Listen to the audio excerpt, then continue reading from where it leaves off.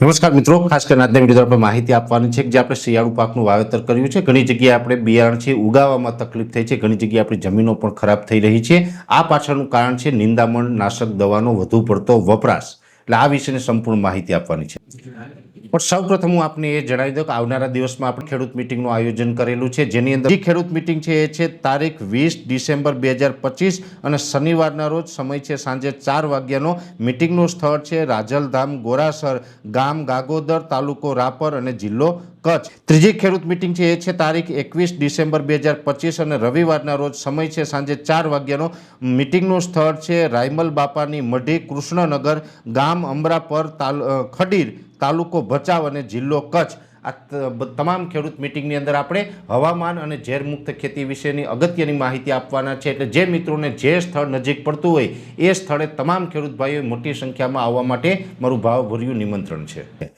હવે પહેલાં તો હું આપને એ જણાવી દઉં કે અત્યારે જે પ્રકારે જોવા જઈએ તો જે છેલ્લા મને લગભગ 15-20 દિવસની અંદર અલગ અલગ ખેડૂત ભાઈઓના જે અભિપ્રાય આવ્યા છે, મેં પણ ઘણી જગ્યાએ રૂબરૂ જાણી અને માહિતી મેળવવાનો પ્રયત્ન કર્યો છે। એ મુજબ જોવા જઈએ તો અમુક જે સેન્સિટિવ પાક છે એમાં પણ ખાસ કરીને ધાણા અને જીરું જેવા પાક છે એ અત્યારે શિયાળુ પાક તરીકે ખેડૂતોએ વાવેતર કર્યું, પણ એમાં ઉગાવો ખૂબ ઓછો આવ્યો, અમુક જગ્યાએ તો બિલકુલ ઉગાવો નથી આવ્યો। ત્યારે આપણે સ્વાભાવિક રીતે સવાલ થાય કે શું આમાં બિયારણનો જ વાક છે? મોટા ભાગે એવું છે કે બિયારણનો વાક ન હોય છતાં પણ એમાં એ પ્રશ્ન થયો છે। શું કામ થયો છે? તો કે આપણે વધુ પડતા નિંદામણ નાશક દવાનો વપરાશ થઈ ગયો હોય। જો કે ધાણા અને જીરુના પાક ઉપર આની અસર વધારે થઈ છે, બીજા પાકોની અંદર અસર થઈ હશે પણ બીજા પાકની અંદર અસર ઓછી થઈ હશે। જેવી રીતે જોવા જઈએ તો ચોમાસા દરમિયાન જે આપણે મગફળી કે અન્ય કોઈ પણ પ્રકારનું જે વાવેતર હોય ને એમાં આપણે નિંદામણ નાશક દવાનો વપરાશ કર્યો હોય છે। અમે તો વારંવાર આપણે દરેક ખેડૂત ભાઈઓને એ માહિતી આપતા રહ્યા છે કે નિંદામણ નાશક દવાનો વપરાશ છે એ ક્યારેય ન કરવો, કેમ કે નિંદામણ નાશક દવા છે એ આપણી જમીનને સૌથી વધુ ખરાબ કરવાનું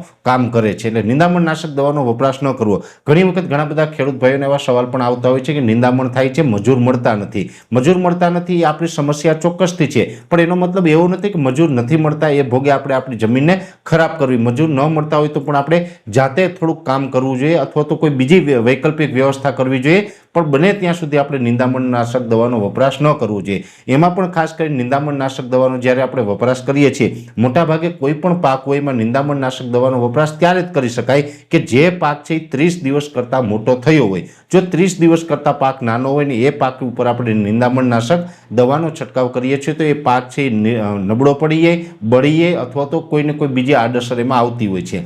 પાક થોડોક મોટો થાય પછી આપણે એટલે કે 30 દિવસ ઉપરનો પાક થાય તેમાં નિંદામણ નાશક દવા છંટકાવ કરતા હોય છે। ગત ચોમાસાની અંદર જોવા જઈએ તો ઘણા બધા ખેડૂત ભાઈઓ એવા છે કે 30 દિવસ પછી તો છંટકાવ કર્યો, પણ એન્ડમાં પણ જે નિંદામણ હતું એટલે કે 65-70 દિવસ કે 75 દિવસનો પાક થયો ત્યારે પણ નિંદામણ નાશક દવાનો વપરાશ કર્યો હતો। હવે જે પાછળથી નિંદામણ નાશક દવાનો વપરાશ કર્યો છે એટલે સ્વાભાવિક રીતે આના જે રેસિડ્યુ હોય છે એ જમીનની અંદર પડેલા હોય ને એ જમીનની અંદર એ રીતના આપણે હાનિકારક અસર કરે છે કે એ જે નિંદામણની અસર હતી એ અત્યારે પણ હજુ જમીનની અંદર જોવા મળી રહી છે અને નિંદામણ નાશક દવાની અસરને કારણે અત્યારે શિયાળુ પાકના ઉગાવા ઉપર પણ ક્યાંય ને ક્યાંય માઠી અસર પડી રહી છે। અને નિંદામણ નાશક દવા વધારે પડતા જે ખેડૂત ભાઈએ વાપરેલી હતી એને અત્યારે શિયાળુ પાકમાં ઉગાવવામાં પણ પ્રોબ્લેમ આવ્યો છે। એટલે જે પાછળથી વાપરેલી હતી એમાં વધારે તકલીફ છે, આગળ વાપરેલું હોય એમાં થોડીક ઓછી તકલીફ હોય, પણ જે પાક મોટો થયો હતો અને જેમાં નિંદામણ નાશક દવાનો વપરાશ થયો હતો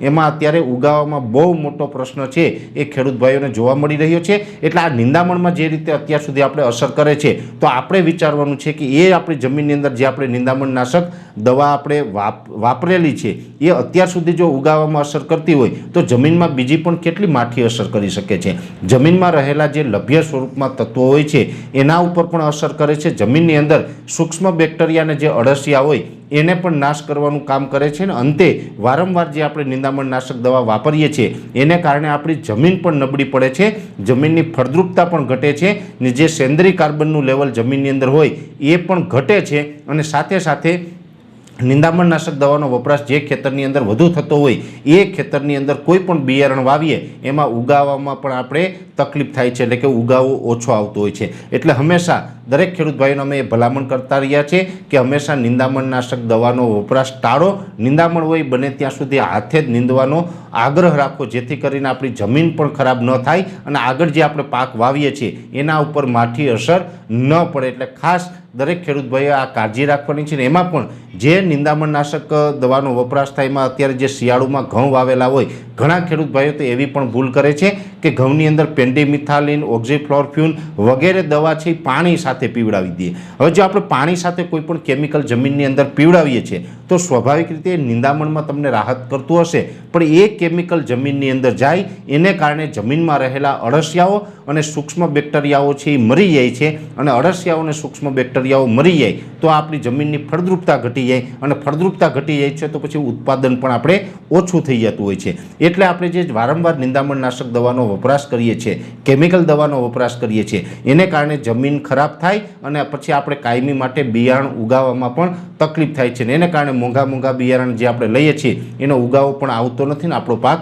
નિષ્ફળ જતો હોય છે. એટલે અત્યારે જે અમે અનુમાન કર્યું છે, જે અલગ અલગ પ્રકારે અમે જે માર્કિંગ કર્યું છે એ મુજબ ચોમાસા દરમિયાન જે નિંદામણનાશક દવાનો છંટકાવ થયો હતો એની અસરને કારણે અત્યારે ધાણા જીરુના ઉગાવા ઓછા આવ્યા છે. બીજા અન્ય પાકમાં પણ આની અસર પડી છે અને જમીનની અંદર ફળદ્રુપતા પણ ઘટી છે. એટલે ખાસ દરેક મિત્રો કાળજી રાખજો. ચોમાસામાં જે તમે ભૂલ કરી હતી, હવે આપણે શિયાળા પાક દરમિયાન જે આપણે નિંદામણ હોય તો એને પણ નીંદવાનો આગ્રહ રાખજો. બને ત્યાં સુધી નિંદામણનાશક કોઈ પણ કેમિકલનો વપરાશ ન કરવો. અને આવનારા સમયમાં પણ ઉનાળુ પાક હોય, ચોમાસું પાક હોય કે શિયાળુ પાક હોય, કોઈ પણ પાકની અંદર આપણે બને ત્યાં સુધી નિંદામણનાશક દવાનો વપરાશ કરવાનું ટાળજો. અને જો નિંદામણનાશક દવાનો વપરાશ ટાળશું તો આપણી જમીનની ફળદ્રુપતા પણ વધશે અને આપણી જમીન છે એ ફળદ્રુપ હશે તો ઉત્પાદન પણ સારું આવશે. એટલે ઉત્પાદન ક્ષમતા વધારવા માટે પણ આવા કેમિકલો છે આપણે વાપરવાનું બંધ કરવું પડશે. એટલે ખાસ કરીને જે અલગ અલગ વિસ્તારોની અંદર નિંદામણનાશક દવાને લઈને ઘણા બધા ખેડૂત ભાઈઓના જે આ પ્રશ્ન હતા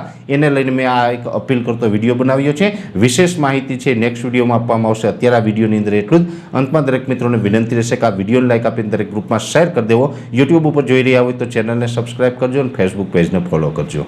નમસ્કાર.